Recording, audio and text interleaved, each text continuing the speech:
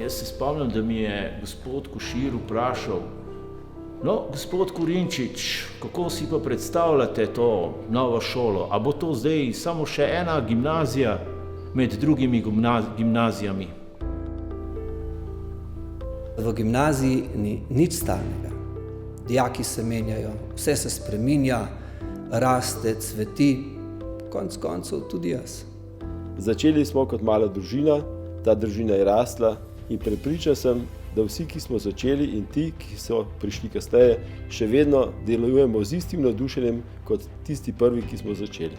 Ja, ko sem se leta 1993 že v mislih pripravljal in ogreval na to, da bom športno vzgojo na Škofijski gimnaziji učil sam, se pravi dekleta in fante skupaj, me je poklical gospod ravnatelj Jože Mlakar in mi je rekel: Andrej, imate mogoče kakšno kolegico, ki bi učila z vami? Sem rekel, bom premislil, pa sem vedel, da ne bo težko. Imel sem že aduta v rokavu, pravzaprav Pikovo damo, in sem poklical Tejo Obrč. In sva dobila prve dijake in dijakinje v obdelavo. Sva se mogla znajti po svoje, namreč telovadnice ni bilo.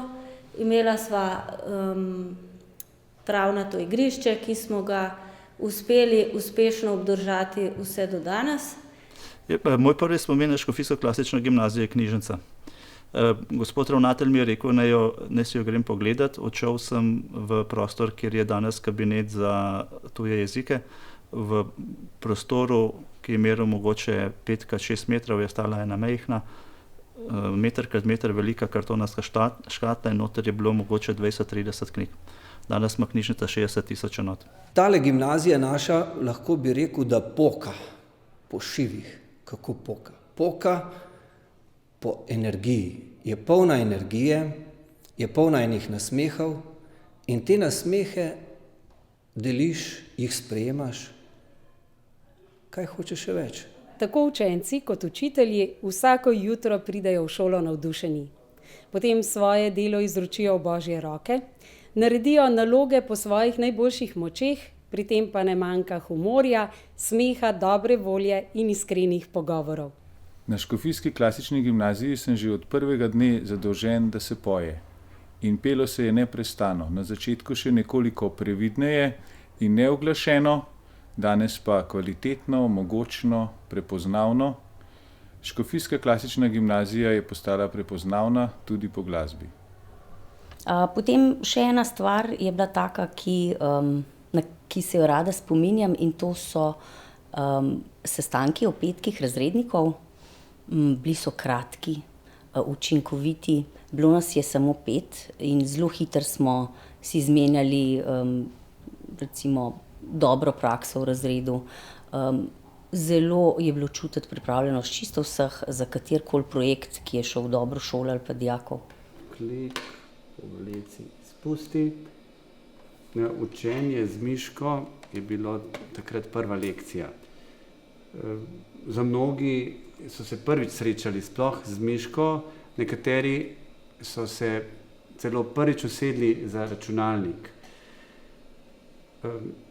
Tele IBM-ovi 486 z 8 megabajtov pomnilnika so bili takrat dokaj sodobno orodje, bili smo zelo ponosni nanj.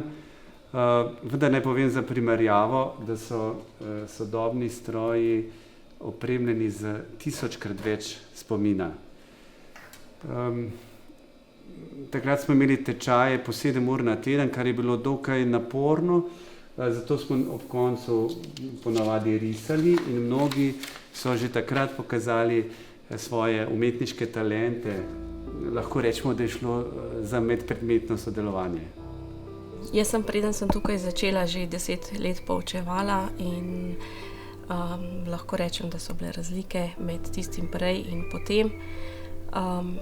Prej sem dijake tikala, potem pa smo dobili navodilo, da je treba dijake vikati in pri tem še vedno ostajam. Potem prej sem imela zeleno tablo in kredo, potem belo tablo in flowmaster. Tudi pristop, odnos dijaki je bil drugačen, kot pa smo bili vajeni prej.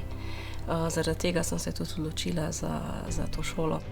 Zavedam se, da je vse v Božjih rokah. Zato skupaj s svetim Stanislavom pravim, da smo rojeni za nekaj več. Kajti človek, ki se sprijazni, in tudi inštitucija, ki se sprijazni s tem, kar je, stagnira oziroma nazaduje. Upam, da bomo našli tako identiteto šole oziroma iskali in našli tako identiteto šole, ki bo pravšnja za današnji čas.